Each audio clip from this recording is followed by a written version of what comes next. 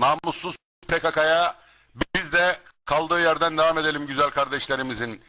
Ya Resulallah sen bu ibnelerin hepsinin götünü boz, hepsinin götünde basurla oturmaktan men eyle, yan yan otursunlar sikik ibneler. Sen bunların karılarını felç eyle, sen bunların karılarının am deliklerini iptal eyle ya Resulallah, götten doğum yapsın pezevenkler. Sen bunların domateslerinin hepsini, bunların tarlalarında patlıcandan, acurdan başka sebze meyve nasip eyleme ya Resulallah. Sen bunlardan her ikinci çocuğu maymun, üçüncü çocuğu merzifon cinsi bir eşek eyle ya Resulallah. Sen bunların ocağına ateşlerin en büyüklerini ver ya Resulallah.